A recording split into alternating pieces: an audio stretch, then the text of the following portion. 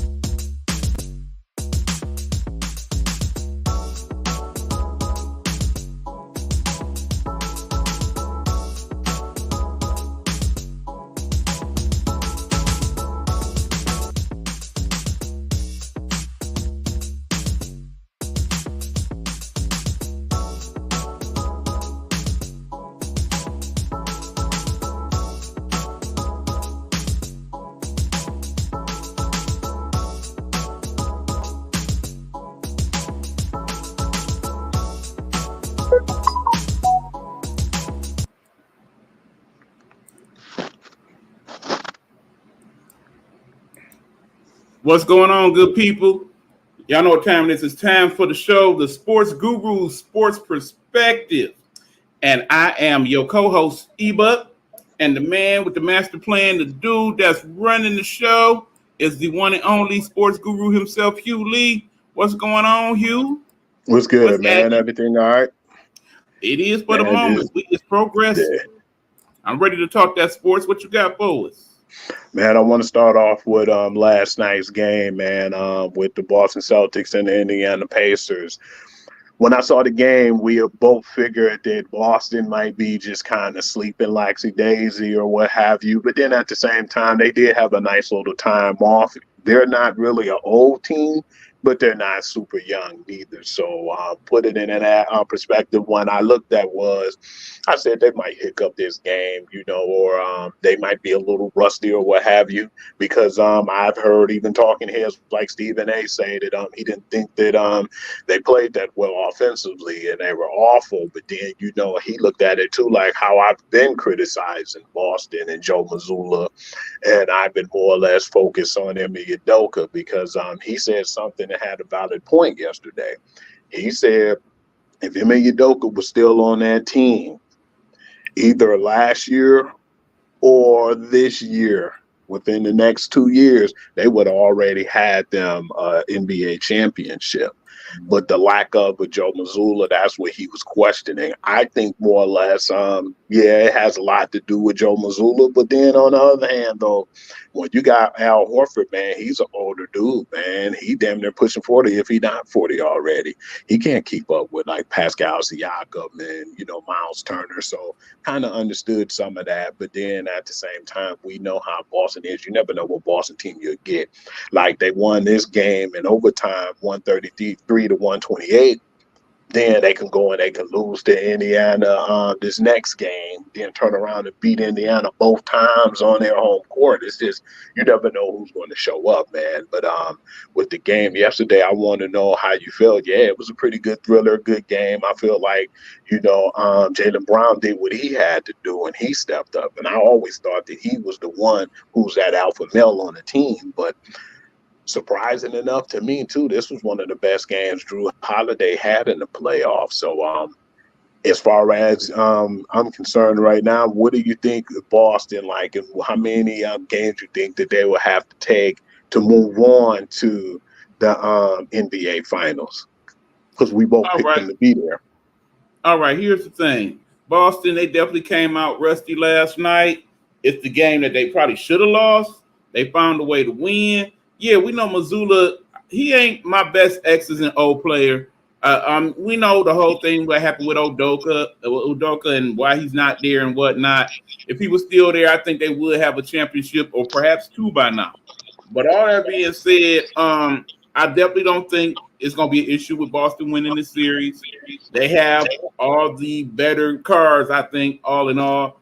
Indiana, I think they took up a lot of energy beating the Knicks in that 7-game series. It didn't show quite as much last night, but I think as the series goes on, the wearing down of them will definitely come into play. It is critical for Indiana to win game 2. They don't win game 2, I think they may be going in 5. I still got Boston in 6. I still think that they just had too many weapons for them to contend with, especially if Porzingis ends up coming back at some point this series, as they say that he may. Yeah, I'm hearing he coming back in game 4. Glad that you said that, because that was definitely the next thing I was going to say. With the calf injuries, man, it's real funky, man. You never know how that can be. You know, it's the soft tissue, too. So one moment you can be playing, man, and you thinking, okay, when you came back after, like, say, for instance, if he was really needed after game 2 and he come back, you know, you rushing things like that, man, won't be necessary. So, you know, I would save that energy for him. And I feel like if he's getting it together and be back and be ready by game 4, let him do so. I was surprised, too, that they wasn't really using the center that they actually got to in free agency, you know, from the Memphis Grizzlies, Maxwell. And I was like, well, what's going on with that fella right now? But right now, I'm thinking a critical point in the series, game 1, I feel like they did what they necessarily need to do because they escaped with it, man. This was the most points I feel like Jason Tatum had, too. He had 36 points with 12 rebounds, and I think he had like 3 steals. But I still feel like they're going to need him at some point as a big in the middle. But yeah, I still feel like you said, I think that they'll be gone in 5, like a gentleman's sweep, or possibly 6, because you know, and I know how Boston usually have their hiccups. I want to talk to you too about moving on to the next series. I know me and you talked a little bit about it yesterday, but I'm about to surprise you with some of the things that I'm about to tell you on Dallas end. This is going to be a really good series, man, with these two teams. Right now, you know, you have a good Dallas Mavericks team who beat the number 1 seed, who I think and I'm going to have to agree with Shannon Sharp when he said that that was probably one of the weakest number 1 seeds. Not taking nothing away from OKC, but they're young and inexperienced. And I think the experience, just like you said before, will prevail and have Dallas to move on. But now you have a situation where you have the Timberwolves on cloud 9, even though they had a game 7, that probably hurt them a little bit too. But they advanced after beating the Denver Nuggets team, which was crazy because they imploded, man. They were up 20 points, and that was like one of the biggest leads blown in the playoffs, or like in a situation like this in NBA history. So that being said, when we come to the picks, I definitely still have at least Minnesota pulling this one off tonight, but it's a possibility that this can go to game 6 or 7 too in this series, and I'll definitely let you know my thoughts. But I'm gonna ask you right now, who do you think will be able to pull out this first game in this series? I'm gonna tell you tonight, seeing the first game is going to be in Minnesota, I believe. I would not be surprised if Minnesota wins this game. I think it's going to be a close contest. I will say that. I will say that we will find out how healthy Luka truly is in game 1. The 2 X factors, which is why I believe Dallas will eventually win this series, and I know I'm kind of in the minority with that. You and most of the talking heads definitely picking Minnesota at this point for obvious reasons. But Kyrie is the X factor in this series. Keep in mind, his whole mode, it seems to have been like in these playoffs, is okay, first half, I'm just going to concentrate on my defense. I'll do a little scoring where I can, but I'm really going to save most of my Uncle Drew type scenario for the second half. I don't think he's going to be able to get away with that as much in this particular series. They're going to need more first quarter, second quarter Kyrie to be more like third and fourth quarter Kyrie in order for them to pull this off. I still say he can defer to Luka early on, but at times it's going to have to be like 2 and 3 minutes first. Was like, okay, Luka, I got this. Let me do my thing right quick, and then we'll get back to what you're doing. And if they both had that understanding, along with the fact that the other key to this series is you got to have the LAG, you know, the just another guys, the Jags, as I call them, definitely step up big time for both squads. For Minnesota, you definitely gonna need your Nas Reed. You definitely gonna need McDaniels to step up. You're gonna need somebody to come off that bench and get some quality minutes. So Ant-Man and your boy Cat can get some rest here and there. You're gonna need Rudy to actually throw in some points here and there. On the other side, you need PJ Washington for Dallas to step up. Where the hell is my man? Who, Tim Hardaway Jr.? Exactly. If ever was a time you need to step up, brother, it is now in this series. And Lively, I need him to continue to be lively, continue to get them boards, play well on defense. Gafford too. I need somebody else to come off that bench for Dallas and step up as well. So I'm assuming that's going to happen. I'm assuming we're going to get more Kyrie, more better play on that side. And that's why I see Dallas winning in 6, possibly 7, but would not be surprised if Minnesota win. And ain't mad if they do, to be quite honest. I think too, with you saying that, one thing that people don't understand too, Tim Hardaway Jr. can be the make or break point of this, man. That's why I think he's going to go deep to game 6 or maybe game 7. Funny part is what Minnesota has over there, a lot of people don't know, and I'm going to let them know right now. The personnel over there is some of the guys that was from the Denver staff. So if they didn't know that, I just wanted to update you and let a lot of people know that Denver staff, they got some of the people from over there that helped build that personnel, and they're over in Minnesota.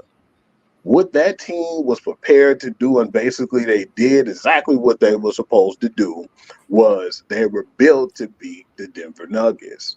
On the other hand, you got this Dallas Mavericks team, and I'm already hearing, Ant-Man saying that, he's going to take on the responsibility of trying to guard Kyrie Irving. If Kyrie Irving play like Kyrie Irving and do what he normally do, and if Luka's struggling with his injury and they just let him be the alpha male, man, I'm going to be honest with you, man. That's why I think it's going to go deep into this series, like maybe a game 7. I don't think right now Anthony want that smoke, man, because when you look at it, Kyrie basically is not a Jamal Murray or anybody of that nature. If you could get Kyrie on a good night, he's more consistent than what Murray has been putting up in his numbers.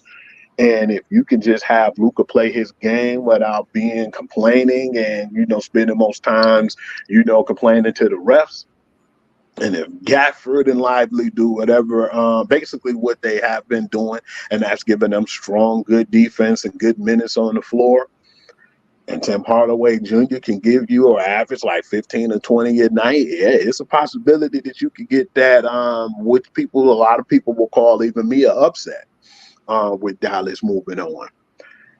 And I definitely look at it too, and I feel like what could hurt right now for the Timberwolves is being in a game 7, But I still think that this is going to be a good series, because at first I said, yeah, I think they'll probably close it out in 5. But no, man, I think this might definitely go. And I contemplated 6 games before we got on the air. This might go to full 7. I can see it. It's definitely in the realm of possibility. I think it's going to be a good series either way it goes. Yeah. I feel like, too, like you said, if PJ Washington can play and do what he need to do, and then you have, like you said, the regulars, the Jags, if they could do what they need to do, then it'll be a problem, man. I don't think a lot of people look at it like they'll be able to match up, but I feel like if you have like Rudy Gobert on Lively, man, if he continue to play like he's been playing, he would give Rudy some problems, man, and have Gafford too to play with Cat. Those guys are a little quicker, man, and they are good, as far as defenders as well. So yeah, it's gonna be pretty good, because I looked at it now, and when we was talking about who we thought was gonna win, they match up pretty damn good, man. Better than what I expected. But that X factor too, man. If Kyrie beat Kyrie in this series, and do his thing, and Luka just play, man, rather than complaining all game. Yeah, this can be interesting. And it could go either way right now, man. It's just basically I pick my poison. And I feel like with the momentum that the Minnesota Timberwolves had, it's a possibility that they can move on. But yeah, man, I'm still not, really, I wouldn't put no money on this series and go with them, right now against Dallas Mavericks neither, because of how well Luka's been playing, man. And for the people who want to see the stat lines on Luka and how well he's been playing, man, go ahead and check out that Guru Perspective, because I put up a new podcast about it. But I definitely want to just focus on right now and what we're talking about. And I just feel like both series is going to be good. But I want to know, E, when it comes down to it, who do you think will be the two guys or the two teams going into the championship in the NBA Finals? Well, based on my picks, I'm going Boston and Dallas. But again, Okay. not be surprised if Minnesota make it. Definitely Boston, though. Definitely Boston. Yeah. And we'll definitely get more into that too when the time comes, because I'll surprise you if Minnesota play Boston, because I don't know, man. I feel like we be going kind of hard on Boston, but I think they're starting to look at it, man. When I seen that press conference today, it made me kind of nervous. I'd never seen the dog in my man's Jason Tatum until I seen that interview. Jason Tatum didn't sound like he was light-skinned in that interview. Did you see that interview he had? That kind of scared me, man. I also like the interview that Jaylen Brown had after the game as well, where he basically like, look, we messed up tonight. We shouldn't have won. We did. We got a lot of work to do, but we here for it. They wasn't happy, man. So that scares me about them. When I heard Tatum talk that way, we never heard Tatum talk that way. He wasn't being disrespectful, but they wasn't happy at all. They wasn't celebrating. So yeah, man, I definitely want to see what they do, but I'm interested in seeing what's going to happen tonight too. But on top of that, I want to talk about some of the things that happened too last night in the WNBA, man. It was some really good games. Well, before you go there, let me make one more quick point about the whole Jason Tatum thing. Remember, this is a contract year for Jason Tatum. Remember that. Because in the end, he stands to make the super max, which means that if they go ahead to win the title and then he goes on to win an Olympic gold medal, more than likely, when he comes back next season, he will be the highest paid player in the NBA. I think a lot of people putting a lot of pressure, too, on the Timberwolves, man, as well as they've been playing. What you got to look at, too, is this. You had a very inconsistent Phoenix Suns team that they knocked out. Okay. Then you had a team who went to, more games than what they should have with LA. They struggled with the Lakers, and people ain't really paid no attention to that, but they had some struggles. They had to come back down there every game they won to win. Now, remember, we did talk about that during that series. We did have a discussion. If they had a couple of the Jags step up for the Lakers, I think we may not even got Denver in this last round. Yeah, so definitely not surprised in them being gassed, because the funny part was, what were we talking about? The altitude would definitely play a part with the Minnesota Timberwolves, but it played more of a factor with, Jokic being a little older and Jamal Murray with his injuries, and yeah, they were more gassed than anything, man. And I can't blame them too, and I tilt my hat off to them, man, because we talked about that a little bit yesterday too. Luka. Nikola had 34 points. Nikola Jokic, and then Jamal Murray had 35. The rest of them guys was MIA. I think that what's my man's Aaron Gordon only had 4 points. Michael Porter Jr. had like 7, and I think Caldwell Pope had like 5 points, man. But it wasn't big enough numbers to help them. I feel like we were saying, if Aaron Gordon would have said, okay, this was going to be a bad night for me, and he at least put up 10, and somebody else put up 10, 12, maybe 15 points, man, we might not even be talking about the Timberwolves right now. But it was just, I feel like this team as a whole let them down, man. And yeah, that's my whole perspective on that, man. I just feel like that team let them down, man. And it's like, love Aaron Gordon and what he's been doing, but he definitely disappeared that last game when they needed him. So yeah, it'll be a shocker, man, because I wouldn't give him no max deal to try to, get out a whole bunch of money and lay the red carpet out for that guy. I'm just saying. Yeah, like I said, basically when we get to the finals, I know on my show I plan on breaking down what got everybody to where they at this point. I definitely want to look at the teams that's not in the finals and give y'all a perspective of what I think they need to get to a better level next year. Definitely have some comments in regards to the Nuggets and every team from them on down to the Pistons. So I'm looking forward to doing that. But in the meanwhile, I'm looking forward to we actually getting some good quality playoff games in this next round. Yeah, I'm definitely hoping so myself, man, because we've been having some good games, but it's been kind of lukewarm in the first couple rounds, and then I'm hoping it start to finally pick up, man, because we haven't had nowhere near what I thought that we would have, man.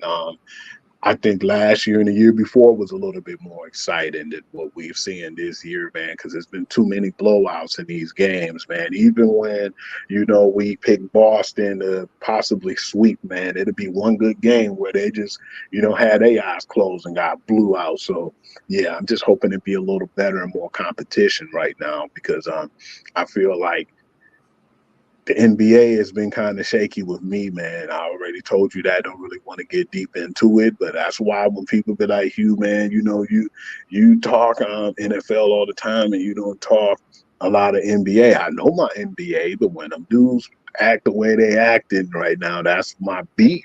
And it's funny too, because you got this NFL NBA war going on, and I think that I'm so glad you brought that up because we got every week.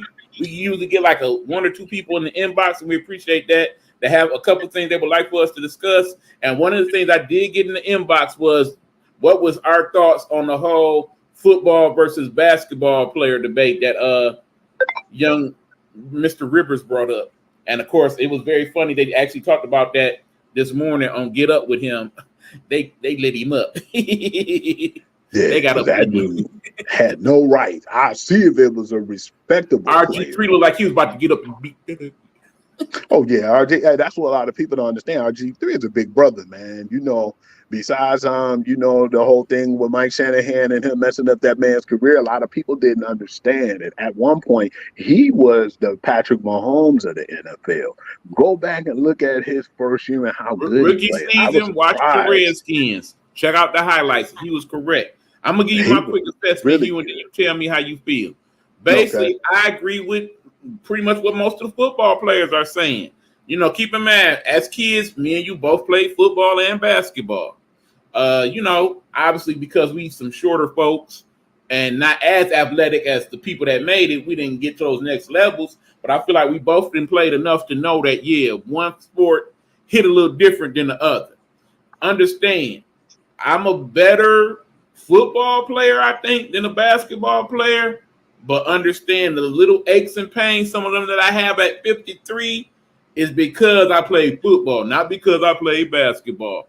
It is a whole different scenario when you have two people like these, whether they have on pads or not, hitting each other at full speed, as opposed to basketball where at the most you might get clothesline or knocked down a little bit and hit the ground, okay? And that might happen maybe once a game. Remember, depending on what position you play in football, this is going on all game. So imagine you've been playing football since you was 8 years old, and now you in the NFL. And you're not even one of the better players in the NFL, but say you a linebacker or offensive lineman, you get hit a lot, okay? Make no mistake, it's some tough dudes in the NBA, but I promise you, even though some of them play high school and college football, NFL hit different. Him saying it's at least 30 people in the NBA can play in the NFL, no, sir. Not be effective, no, sir. 5, I give him 5, but 30, no. Your thoughts? You got some monsters in the NFL, man, and man, people got to respect what Shannon Sharp said. He said the watered down NFL, the one that you have now, not the one he played in. It's like how the bad boy Pistons used to play. And the funny thing, think about it, that NFL's watered down too. Think about the NFL that Dick Butkus and them played in. Yeah. Go see some of them Dick Buckets highlights, y'all. If you seen they barely had helmets. understand. They had on like leather helmets and all that crazy stuff, man. That was brutal. And the pads was not yeah. nearly as thick as they is now. And the funny thing, even when you said that about you was a better football player, it's the opposite with me, man. A lot of my homeboys could probably agree, man, if they chimed in on the show. I was a better basketball player, man. I just had untapped potential in football when I was playing because I caught on real fast about the plays and how to execute. I was like a fullback, or like you could say I was like a tweener between like a running back, because I probably outweighed our running back by like 15, 20 pounds. But yeah, I was pretty good once I started to get the game. But yeah, I was really good at the basketball point, man. But like you said, them guys, I don't think they could take them hits, man. And what they don't understand is those guys, man, some of them be too big to be running that fast, man. You got old linemen who could run like and do like a 4.3, 4.4, 4.5 flat, man. And you wouldn't expect a guy that big being able to run like that. That's the adjustment from college to the pros when it comes to the collegiate into the NFL. They like, man, you see guys that's like damn near 400 pounds and they can run just as fast as you. So it's harder to adjust. I think a guy coming at you that speed and hit you, man, I don't think that they'll be able to take that type of punishment, man. But then again, it takes a whole nother skill level to put that ball in that basket, man, and to do what a lot of the basketball players is doing. So I give props on both sides. But yeah, man, it's harder to take them damn hits, man, because I know when I was playing, man, I was playing power football, man, and I had lingering injuries, man, but we still played. Unless you was like really jacked up and couldn't play, if you got an opportunity, man, you want to play for the fun of it, man, because of the passion that's a kid coming up and growing up. But yeah, man, I don't want none of that smoke, man, because I know when it comes to the skills and stuff, man, it's just like the players, man. And then you already know, man, if you an NFL guy and you hear an NBA guy thinking they could just come in and do all that stuff, man, yeah, it'll be a problem because they gonna want to go after you, And it's a lot of guys though in the NFL who played basketball and who were athletic doing it, like Absolutely. Remember, we guys come like from that. this neighborhood. I don't know if you knew him, but I actually knew Jerome Bettis. I knew him in high school. He wasn't no little dude, and Jerome used to hoop with us just like he used to play football with us. He could do both, absolutely. But remember, I think it's definitely more people in the NFL that could play in the NBA than the other way around. That I definitely will say. Yeah, because it'll be hard for them guys to adjust to them hits, man. And then a lot of the guys, Shannon Sharp, man, when he got pissed off, he said one thing that I had to think about, man.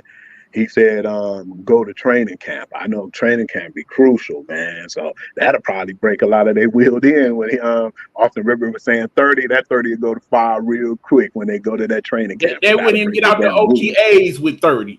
By the time they did the 3 days of OTAs, we'd be down to 10. I promise you. Because again, for those of y'all who don't have football players in your life or ain't been around actual NFL players to see how big they really are, understand them NBA players ain't no little people either. I didn't play with them in the rec, but yeah, some of them NFL players, particularly the linemen, they are humongous. But you got to be a totally different animal too. A little girth, it's a lot of muscle with that girth, believe me. Because, yeah, man, you got to be a different monster, too, man. How they turn it on and turn it off in the NFL. I forgot my man's name from Jacksonville, man. He used to, before he go out and play, my man used to slap the shit out of him in his face, man, till the blood came out his mouth. And that's what he said. He was like, man, don't hit me like that. You can hit harder than that. Hit with everything. And he slapped him till the blood was coming out of his mouth. And he was excited, man. Like, you can't be slapping me like you did the first time. You got to slap me till the blood come out of my mouth. That's what the F I'm talking about. I'm like, man, yeah, them dudes be on something in the NFL, man. That, it's a whole different mentality to be a football player, especially an NFL player, okay? They obviously, both sets of athletes have my utmost respect, but with all due respect, Austin Rivers. Especially, no disrespect, because Austin Rivers is a better hooper than me, and I know ever will be. We know how good he was in Duke. When he came in the NBA, he was a journeyman at best. He didn't have the same career as Duke when he came into the NBA. And that's what I think a lot of people feel disrespected about too, because it ain't like, you have NBA Charles Barkley or somebody who Right. is If one of it, it respected. definitely would have came better from a All Pro or Mhm. a Hall of Fame or a future Hall of Famer. You basically was a jag in the league, okay? Because did you hear that whole situation with Shannon Sharp and Shaq, man? That got kind of crazy, man. When he said if Shaq had his work effort, man, he could have probably won more titles. And, Shaq had to chew him up there, man. And yeah, that was one of them dudes who I definitely felt like could have went and played in the NFL and been dominant too, man. No doubt in my yeah. mind. And I ain't talking about this on the line either. I think that dude could have been a tight end. And he could have been a running back. Imagine that big dude coming at you full speed.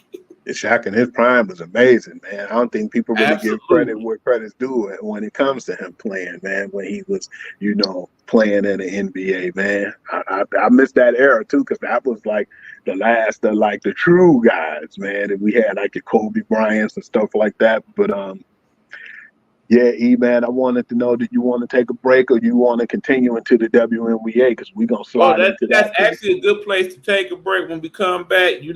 I have loved talking WNBA. I talked it last night on my show. Look forward to having this discussion with Hugh.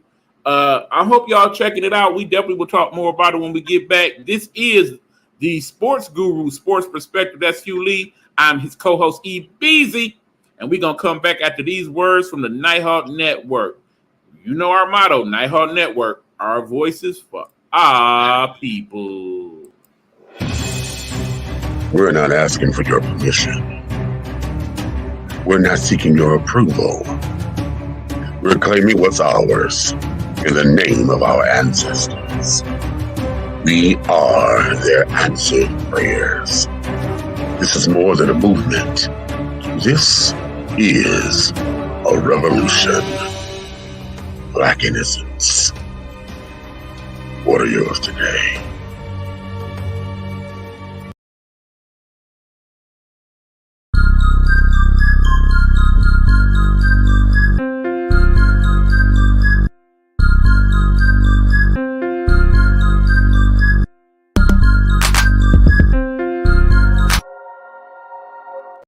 Hold up, hold up.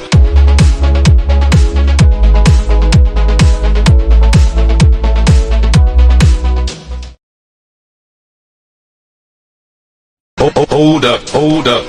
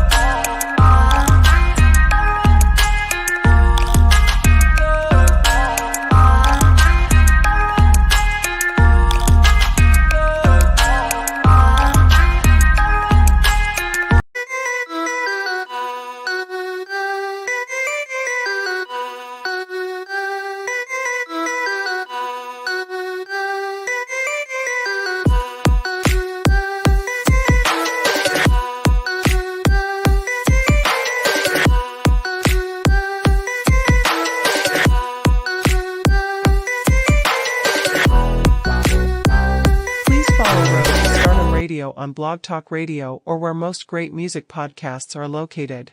Don't forget to subscribe and show some love.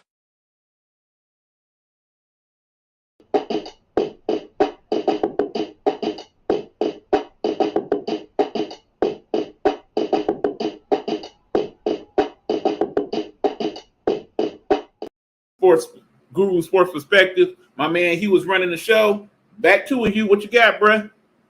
I want to talk about the Monday game and how close it was, man, and how I was dreaming, man. That's funny because the dream didn't play, but I was definitely dreaming. I thought Caitlin Clark had their first victory, man. It was so close. I felt so bad for him, but it was a good game altogether, man. You know, Lisa Thomas is who she is, and Caitlin Clark basically is starting to finally get the cusp of the game because the first game with the 10 turnovers, and she just was struggling, man. But when you're the best player, you go to the worst team, and we understand that. I think that they're going to finally start to get their footing, but yeah, it was funny because we talked about this too, and that's why I'm glad we're doing this first, man. At first, I was thinking it was a stream after the first game to say fire the coach, but after a few more games, man, yeah, man, a lot of people want her head, and I want to know your thoughts on that because the final score of that Suns and the Fever game was 88-84, and I definitely thought that this was the time the Indiana Fevers, if not any, would be able to pull off the victory, man. But it was just a lot of poor execution. I didn't think the coach, made the necessary adjustments, called the timeouts when they needed it, and like you say, man, most times you have Caitlin pushing the point, but I feel like they need to share that responsibility, and I think that they have to have more bigger bodies over there too, because the lady of Boston, they be pummeling that lady, man, and it's just been pretty rough to see right now. It's been pretty ugly, and I even looked at it like, man, even on the off season, man, they should have been thinking about trying to build that roster and get another big or what have you, but. Yeah, man, they're where they at right now. But right now they're 0-4, man. And I want to know your thoughts on that actual particular game, man. And where should they go from here? Okay, well, I talked about a lot of this last night on the show, Big Bug Sports Report. Make sure y'all check that out.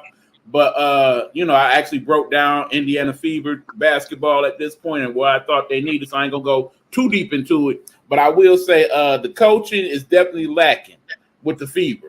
I don't like her substitution pattern. I'm not liking her groupings with people. The way she has their offense set up is hard for her and Aaliyah Boston to be on the floor together. We thought that one of the main reasons why it would work was because Aaliyah Boston, former number 1 overall pick, is playing with another number 1 overall pick, and those two would feed off each other. But it's like people waiting on that. It's like as soon as she get the ball, there's this hesitation sometimes that Caitlin does, and it's like, okay, you know where she's going. And as soon as she throw it in that direction, somebody right there to catch it. Remember, this is not college basketball. These are some of the best women players. No, correction. These are the best women players in the world. Okay, you can't get away with what you got away with in college. Some nights you play some good teams. Every night in the WNBA, you're going to play at least a good team. So you got to come with better game. Caitlin's starting to understand that, but it's like just when she's starting to get her sea legs, that's when they take her out. They put her off the ball. They definitely gonna need a coaching change in Indiana, and I think they need to have it before the season even ends, because I think if they get that and they make a trade or two, they could make the playoffs. Remember, it's just 12 teams in the WNBA. 8 of them make the playoffs, but the way they construct it right now, yeah, Caitlin gonna play better. Hell, Aaliyah Boston gonna play better, but more nights than not, they're going to take them butt whoopings. Because, yeah, Connecticut, the Liberty, the 2 teams they done played so far, them the 2 of the better teams in the league. I get that. Both undefeated. But, hell, they ain't played the Aces yet. That ain't going to work against the Aces. They ain't played Dallas yet. We'll talk about them in a minute. That ain't going to work against Dallas. Hell, they play the Sky this Saturday. Based on what I seen them play like, I don't think they're going to beat Chicago either. Your thoughts, Hugh? Man, they're in trouble right now. Being 0-4, man, there ain't really that many games in the WNBA right now, man. And I just feel bad because everybody's kind of, they basically just throwing this chick under the bus, man. I believe they already had heads out for, man. You know how you say, when, you got a hit out on you, man, as soon as she came, man. Them ladies was waiting for her, man, and to show her out. But I just don't feel like the coaching has been meshing with it as well. And, yeah, they definitely need to figure out what they're going to do with their coach, man, because that was a game they should have won, All right, let me say one more thing, Hugh. For those of y'all Caitlin haters, and apparently all of a sudden it's a lot of them. It's like just like with your boy LeBron. The minute that he was supposed to be the king, people been hating on him since day one. It's starting to happen like that in the WNBA. For the sake of the WNBA, you do not want this woman to fail. If she is a failure and a bust in the WNBA, I think that puts the WNBA right back where they were before. and they will never grow as a league, and we don't want that. This is the best time ever to be a WNBA player, and that is because of people like Caitlin Clark and Angel Reese. You want both of them to succeed, period. Man, damn, think about it, E. If they progress and go backwards and forward with the people they have, like the Angel Reese's and your Caitlin Clarks and some of the big-time players that came out of college, we might not get that Valkyrie team in Golden State. You know, we might not get some of these new expansion teams. You won't get that Toronto team either, exactly. That's how we lost the Detroit Shock, man, and some of the other teams, man, because it seems like when you Cheryl Swoops and a lot of those players is leaving, the transition wasn't there, man. So I'm definitely hoping and wishing for the best for Caitlin Clark, but I'm just surprised, though, man. She get that much, heat and people dogging her out like that. Man, she wasn't even in the WNBA yet. They was already at her throat, like Diana Taurasi's. But what she said is starting to come true now. I don't know if a lot of it was hating, but it just seemed like they already had it out for her. But it seemed like they was ready for her from day one because they wanted that smoke too, man. But right, like you said, they were saying that she was going to be good for the WNBA, and I think and hold on, Hugh, I did think of one more thing. For those of y'all that don't like Caitlin because she's not this color, y'all dumb. For those of y'all that don't like Angel Reese because she this color, also dumb. I don't want to hear it. Keep it off our timelines. Keep your stupid racist comments to yourself. Yeah, man, because I had some people talk that crap before on my last on the Pure to the Game page. I do not tolerate that. I will block you in a heartbeat, man, because I feel like both of them good for the sports, and I don't really care what color you are, man. I just like the game and how you play. If you can ball, you can ball, and I appreciate it, period. And I feel like both of them play the game the right way, So, that being said, I feel like the Fever's in for a long season, but like you said, I'd be surprised if their coach still be on the way. But she actually had 17 points yesterday. Caitlin Clark. I mean, that's the thing. She is scoring. She is in top 20 in scoring. Well, Monday, in I'm sorry. Right, but because of how they set her up, she ain't set up to succeed long term. Think about how she's been scoring her points. The logo threes, which you like to see her take, but that should not be her primary scoring. And basically every now and then she'll trick somebody and take it to the hole. Like to see her do more than that. But mid-range shot, need to see more of that. Her playing off the ball, get her screens in, a la Steph Curry. Would like to see more than that. Want to see a scenario where we get Aaliyah Boston up out of the basket. See her mid-range game. She does have one, but we're not seeing enough of that because of how they set up the offense. Yeah, man. They definitely need to do better, man. Because we cheering for them, everybody cheering for them, man. Absolutely. So that being said, I'm just hoping for the best, man. I'm just surprised too, E. And I'm gonna talk about this game next. I'm gonna go to the Seattle Storm and the New York Liberty. I might as well, since we talked about the first game with the Liberty, and it's just weird to me, man. I thought that they would be doing better than what they're doing right now. To be 1-3, E, how did you feel about them being 1-3? Because if you would have told me they'd have been 1-3 this year, I wouldn't have believed you. Well, again, I think part of the issue is they have had the unfortunate task of playing some of the better teams in the league. Truthfully, the way the WNBA is set up, you got them 4 teams, which is basically your New Yorks, your Connecticut's, your Vegas, and your Dallas. Those are your 4 best teams in the league. Then Seattle, I thought would fall somewhere in the middle. I knew Indiana was going to struggle. I think it's going to struggle this bad, mind you. But look at who they didn't play so far. I think the same can be said for Seattle. Now, understand they are without 2 key components. One of them, of course, being their number 1 selection or their other number 1 selection, Nika Mule, who has not been playing due to some situation with her ability to be in the States because of her work visa or whatever. They finally got that resolved. So the next game they play, Nika will be in the lineup. That's definitely going to help.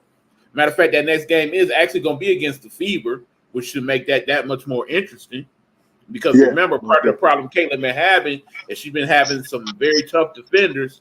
We see how well Nika Mule defended her in the national championship semifinal, so it ain't about to get no easier for Caitlin with that. But I felt like between Nika Gumake and Jewel Lloyd, they at least be able to do a little something. And then don't forget Skylar Diggins-Smith. You got them three on the squad. I thought they was set up to be successful. Right now, they just not gelling the way they need to at this point. Particularly Jewel, I think she's starting to defer a little too much. At one point, she's going to be like, "Look, I'm the alpha on this squad. Run me the rock. Let me do my thing. I got y'all." Because the Guman K, I thought she was really going to act the fool, man. She still put up big numbers, but like you said, Skylar Diggins haven't been really doing much.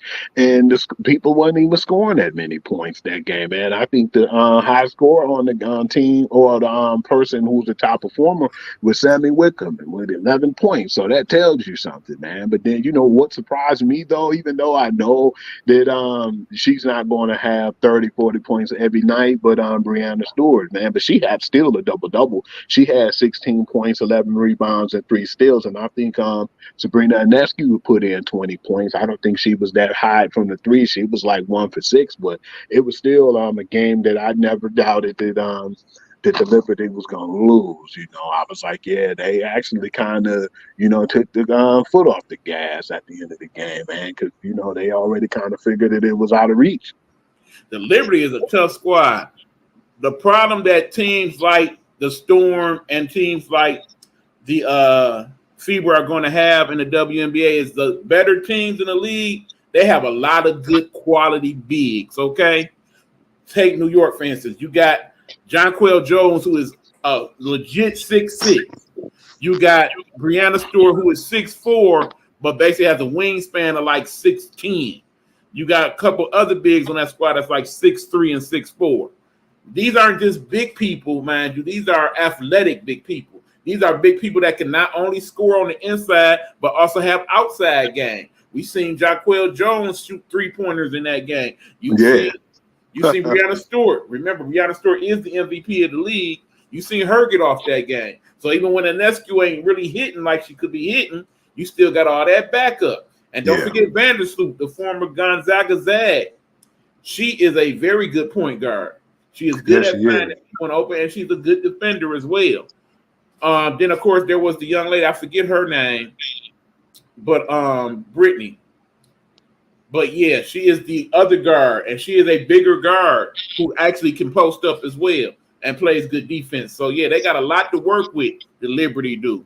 And they bench the Jags. They got some good people on that bench that they ain't even really had to go to because they ain't really played nobody worth talking about. Not really. Bring them out just yet. Not really. Yeah, they've been playing really good, and they've been right. And remember, they still salty about losing to the Aces last year, so it looked like they came out on a mission.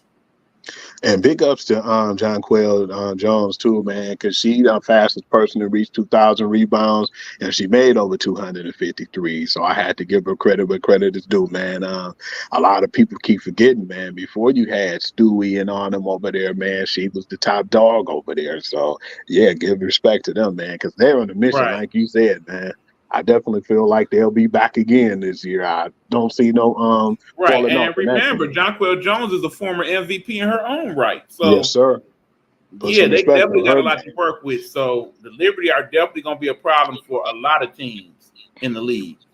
But yeah, Seattle, I think Seattle will get better. They just got to get the gelling a little better. Get that chemistry together. Exactly. All right, I want to move on to the Dallas Wings and Atlanta Dream, man. That was actually not a bad game, man. One of the best games of the season so far. They're starting to make a name for themselves, man, because, we know they was at the bottom, man. Hell, they was where the fever was not so long ago, and they really made strides, man. Big ups to Lisa Gray, man. She had like 21 points and 3 steals, and Tamara McCown had 21 points and 14 rebounds. That's pretty impressive, and when I be seeing double-doubles like that, I be impressed, man. That's just my opinion. When you see the women putting up those double-doubles like that, but Yeah, that was a really good game, man. I definitely thought that the Wings was gonna win, but the Dream thought different, man. And they ended up pulling the game off 83-78. Like you said, that really was the Now game hold that I on, Hugh. You focused saying on. the Dream, but I think you actually mean the Sky, correct? They played Chicago last night. That's right. Yeah, what's today? Tuesday? Yeah. No, today Wednesday. Yeah, that was the game from last night. E. Oh, so they did play the Dream last night. Okay. The Wings and the Dreams, yeah. Okay, my bad. I apologize. I was thinking about because no, they actually it was the Sky that they played Monday. The Wings did. But yeah, going back to Dallas. Yeah, like I said, any team that got multiple quality bigs, they're gonna be kind of hard to deal with. The thing with Dallas is damn near every big they got is a quality big. And the one with size and the ability to either rebound and or score. Understand, they got Kalani Brown, 6'5". They got McCowan, 6'7". And I'm not talking about a kind of 6'5". They legit 6'5", 6'7", okay? Then the power forward on that squad, 6'4". They bring a girl off the bench that's 6'6". The kid they got from China, I think she's like 6'4". They got a lot of bigs. Yeah, that's a big And chick. they man. actually got a big that's out right now. I think she's 6'5". So remember, they have that to contend with. And then when you think you got that, oh yeah, Sabu Sabali, let me not forget about her. She's 6'3" and can shoot from the outside and the inside. But the key to Dallas is that girl, the it girl, Arike Ogunbowale. Just like we had to learn Wembanyama's name, I think you want to learn Ogunbowale's name. You can be watching the WNBA. She can shoot it. She can shoot it. Tell him, Hugh.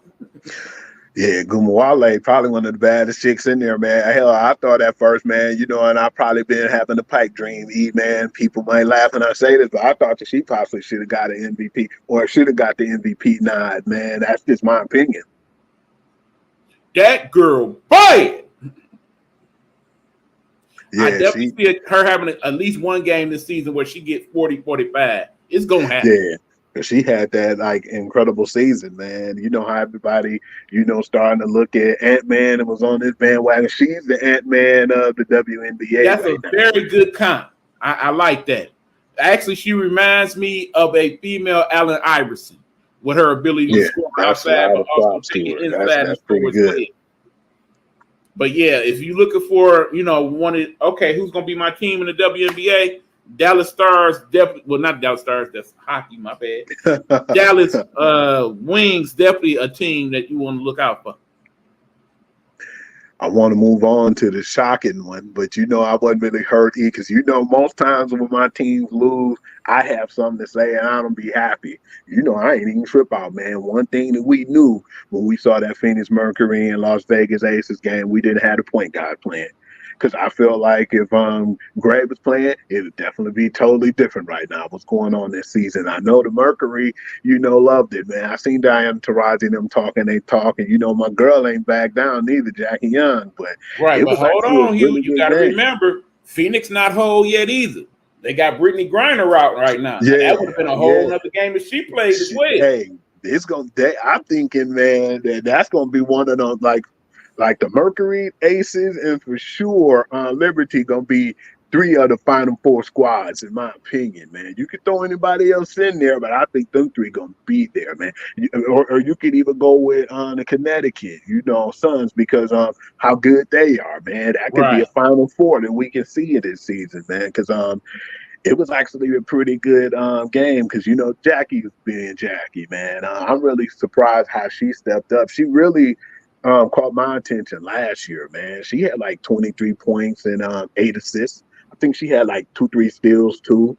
And but yeah, she held it. She's been holding it down. But like you said, both teams are not whole. But then I've seen a few games where the Aces kind of, had to persevere and pull through. But Kalea Cooper, man, she balled yesterday too, man. Shit, man. I was surprised to see that, man. I'm on there cursing, man. She had 37 points to go along with her 3 steals, man. But I've seen Jackie too and how she controlled that team, man. She was like 2 rebounds and she was 2 assists shy That from is a my triple double. player of the week so far. That's what he's talking about, Kalia Cooper. You see what it was, 37 points on 15 of 23 shooting, 5 of 9 from three-point land, and the 3 steals. Very impressive. Yeah, man, it was some really good games, man. That's what I'm saying, man. I see a lot of talking heads too. That's what I like as far as our advantage right now when we talk and we say sports, man. Thank God that you really lured me in and told me, Hugh, this was 2 years ago, start watching the WNBA playoffs. You won't be disappointed. And you told me you're going to love it because of the Aces. And then I seen how good that team is, man. You know, That's your favorite squad, man. Great, man. Yeah, I love them chicks, man. I love to see just their chemistry, man. And then, you know, you have my girl over there too, man, Kate. You know, you ain't think that she was going to be that good, man, coming from Iowa. Shout out to Kate Martin. She is definitely doing her thing. I was surprised that she made the squad. I was definitely surprised that they actually played her in rotation, and she's actually playing well both offensively and defensively. Remember what I told you? Impressed. Remember when they had that draft and you was like, Hugh, man, I ain't gonna lie to you. I'm surprised she got drafted. I was like, you think so? And you was like, yeah. She was surprised she got drafted. Yeah. Remember, she was just there to support her girl, Kate. Yeah. But she, man, when I seen her play, man, a lot of the tournament, I've seen Caitlin hold it down and, you know, Gabby, you know, and a couple other girls on the team. But I've seen Kate Martin a lot, man, and she contribute, man. She really was the rock to Caitlin Clark, and to see her turn into the league and to be the star that she has been these last few games. I'm not trying to put too much on her because she's still a rookie, but man, she's adjusting quite well, man. And I definitely can say that I'm not really surprised though for what I've seen in her you know, her groundwork that she put in Iowa.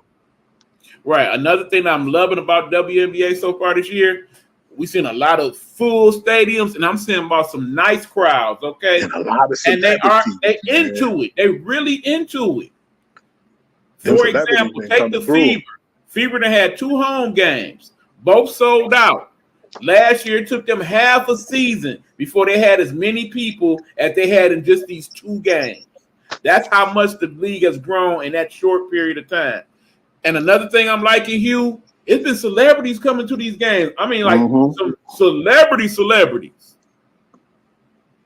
It'd be cool to see them too, man. Because what I like about it is not just, you know, it'd be the celebrities, but I like the fact how you starting to see a lot more of the supporting each other, man. On my NBA page, guess what?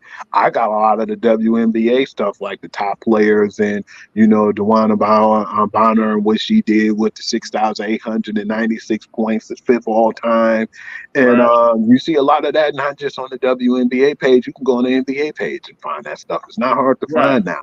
But just to see how, you know, the Sparks, when they didn't have to play, how they supported the Lakers and vice versa. I like the camaraderie, man. But I'm definitely glad that they started to get their flowers. I'm definitely liking how some of the big dogs in the NBA have been supporting the girls. People like LeBron James. People like, of course, Steph Curry, who's his goddaughter or his god sister is playing in the league. People like Kevin Durant, that I think is partial owner to one of the teams in the league. I've seen Paul Gasol in one of the games just recently. Yeah. I done seen Dirk Nowitzki at the Dallas Wings game. I done seen Patrick Mahomes. Yeah, I did. Show up to Dallas Wings game. Like I said, they getting a lot of, and I'm also liking a lot of the endorsement deals they've been getting. Shout out again to Caitlin Clark for that Wilson Sports. That's big.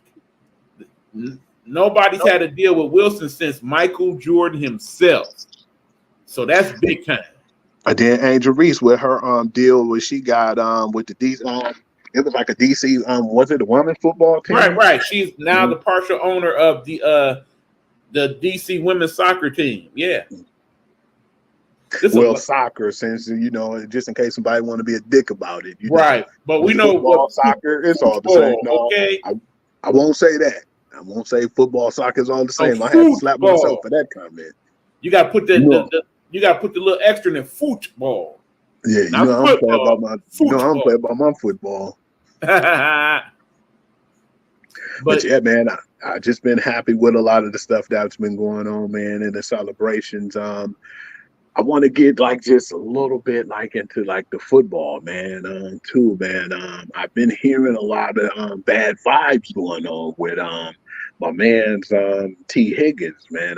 He basically didn't sign that contract, and he's not even in training camp. And you're hearing guys like Justin Jefferson, who has not been in training camp. I'm not really sure if Tua got back yet.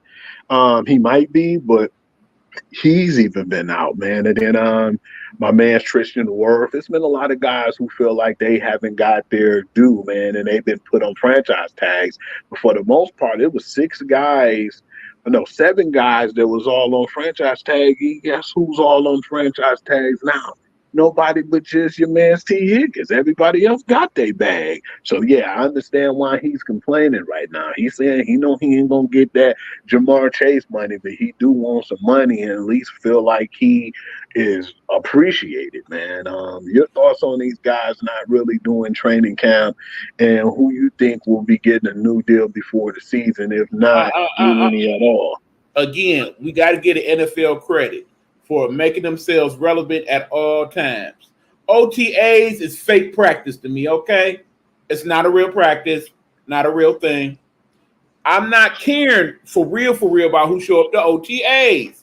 It's supposed to be more or less voluntary. It's pretty much so that the new players in the league get some feel what it's like to practice and train in the NFL. So if you are one of the newbies and you don't show up, that's one thing. If you are a veteran, you don't need OTAs. How many of the veterans we know just basically kind of show up to OTAs, like, hey, how you doing? Throw a couple passes, go about their business. We done seen people like the great Tom Brady. Don't even get me started on people like Gronk and hell, even it was a couple years when Barry Sanders didn't show up to OTAs. Ain't nobody tripping. Not for OTAs. Now, when we get to actual training camp, and these people don't show up at all or decide they don't want to work out, then I would be concerned. As far as T. Higgins goes, he don't want to be there. If I'm T. Higgins, I'm holding out. I'm not signing that damn thing till about a couple weeks. I get my little work in. I'm going to play my season, try not to get hurt, and I'm going to sign my big bag somewhere else. Because trust and believe, there are teams that will sign T. Higgins as a number 1 receiver, and he will get number 1 receiver money. Yeah, because Shea Hendrickson ain't even in training camp right now, man. Their defensive end, one of the better pass rushers in the league. So right, I don't necessarily like how Cincinnati run their organization anyway, but not at all. They ain't gonna pay the guys. I know they'll pay Jamar, but I don't know if they're going to pay T. Higgins. But they better hope that he stay with them, man, because I definitely feel like they should just, if they don't want to get all the smoke, they should trade him. But then, I've been hearing the issues with the Brandon Ayuk's of the world too, and some of the things that's been going on. But like you said, until they miss like training camp, it ain't really that important to me, because all that is like the basically just like you said, it's more or less for the rookies and the guys, the guys who's trying to get a feel like, Marvin Harrison, Junior. He should necessarily be trying to do it to pick up on the plays, and some of the younger guys, your Drake Mays and some of the rookies who are the top draft picks. But when you're a veteran, man, and you've been playing and that playbook like the back of your hand, you don't necessarily really got to worry about all that, man. So right. I'm just surprised. And for those of y'all who, by the way, been talking about why quarterbacks make so much money and whatnot, I want you to go on TikTok and look up NFL playbook. There's I forget which quarterback it was, but basically he was showing like years ago what a playbook looked like.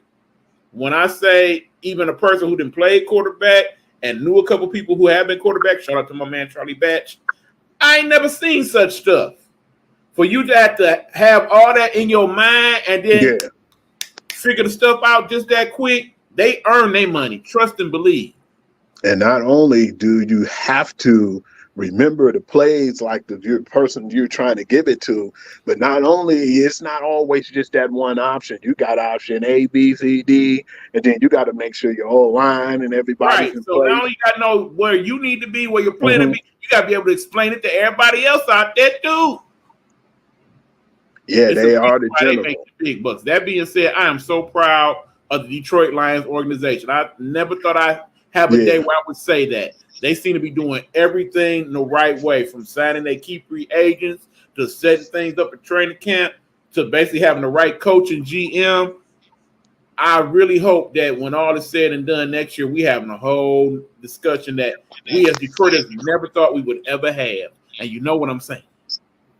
Oh yeah, you already know. I'm definitely looking forward to that one day too. It'll be a blessing, man. I definitely like to be there when it happened too.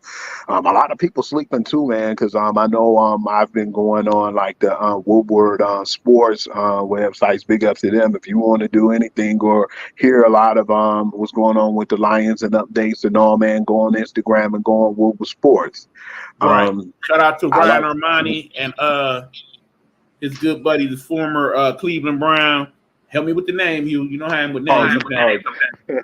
Oh yeah, you talking about Brady? Former Michigan Wolverine, Mr. Braylon Edwards. There Yes, we go. sir. Yeah, you know I ain't gonna forget no Michigan man like Edwards, man. Oh, blue, baby. Shout out to Coach B. Coach B, what's up? Congratulations too, man. Well deserved. You know we was on your page, man. We saw what's going on, man. Well deserved, man. Hope you Absolutely, man. I'm glad you did get the gig. Show up and show out, baby. You got I this. want to hear. I definitely want to hear too some prize takes, man, on who we think gonna win. He probably he'd be very controversial with some of the stuff that he's saying. I love it, man, because it make you think for a minute too on the teams he think will be going to, the finals or who he think gonna win in these next series, man. He definitely have a different feel and different way of he think. So yeah, it'd be pretty I interesting. gotta mess with my man's right quick. Pride, turn that wrestling off and get up in here, man. Stop watching that stuff. Come talk to your boys. Yeah, I thought he wouldn't watch it on Wednesday all days too, man. That's the AEW day. Yeah. But I don't watch it all at all, man. I just haven't been having no passion for it. That's what we ain't even gonna get into. Yeah. But other than that, man, just want to say appreciate everything, man. And we trying to get everything up and running, man. I definitely have my little studio set up soon, man. So we just about there. And I appreciate everything you've been doing and everything you put into it, man. It's definitely been a blessing. I appreciate. Hey, y'all, by the way, y'all see we didn't change our template because now Hugh has his own show. This is him. I'm just in the background running to the side. Okay, so when y'all see that, make sure that y'all check in. Make sure that you are liking and subscribing. We are definitely going to be trying to post more in our other social media outlets as well, the IG, the TikTok. Might even get on Twitch and whatnot. We working some stuff out behind the scenes. Yeah, getting our technology together and all that. Because I personally sent out after I did the show because I was expected to do it on Tuesday because I thought that I was going to have an appointment. That's been changed. But then I'm glad I did do it on Monday because that gave me a chance to chill out and enjoy the games and everything that's been going on the last day or so. But yeah, man, it's been pretty interesting too. But I appreciate everybody and who check out the networks, man. Like I said, you could go to Instagram and I'm Hoovy on Instagram. That was perfect timing. And then on Facebook, on Sportsguru to you, had to change from my last format, man.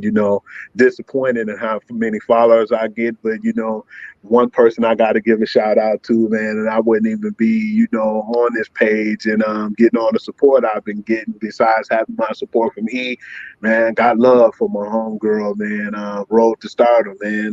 You've definitely been a blessing in disguise. You've been showing me love, going on my page, flooding me with your love and making sure that you get people to come over to my page, man, and I appreciate you. And I want to talk about the Sports Guru to you. Of course, I do that every Tuesday at 1 p.m. Sometimes it possibly might change. Who knows?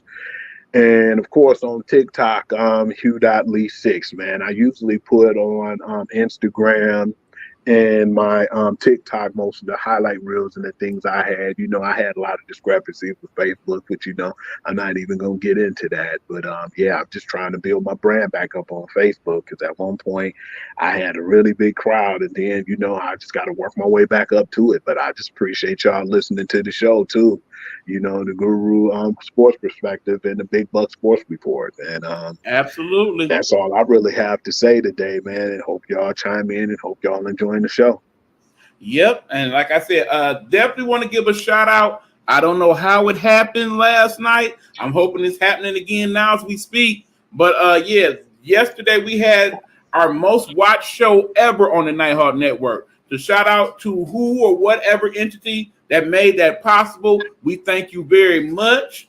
Shout out to all our people that checked in from parts of the world that I did not even know could get Facebook, let alone see this. Shout out to our people in the Philippines. Shout out to our people in Brazil. Shout out to the people in Canada that watched the show yesterday. They was popping in from everywhere. Like I said, I don't know if that's gonna happen again tonight, but if you are checking the show out, we want to shout y'all out. And by all means, put it in the comments. Hell, we got Google Translate. We'll try to figure out what you got to say to us, and we appreciate it. Absolutely. We're trying to get more people, man. We're trying to get people from New Brunswick. We're trying to get people from everywhere. Ghana, right. Wherever you're from, man. We would definitely like to hear what y'all say, man, and give y'all thoughts and chime in, man. We're trying to reach a worldwide audience. We just don't want to. Right, like I said, if enough of y'all checking in for a certain part of the world, and y'all want us to start speaking on some of the sports that's going on with y'all, we will make it happen. We will find a way to make it happen for you. Yes, sir. Cricket, tiddlywinks, horse racing, whatever the hell it is. Curling, I love curling the most.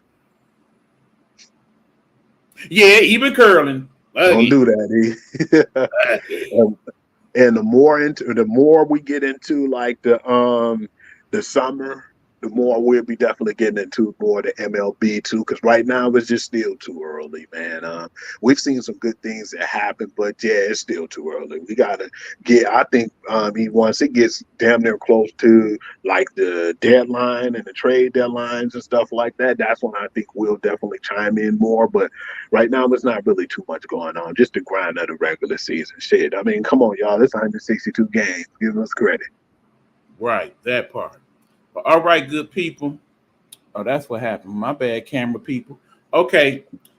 That being said, I think we're ready to go ahead and call it an evening.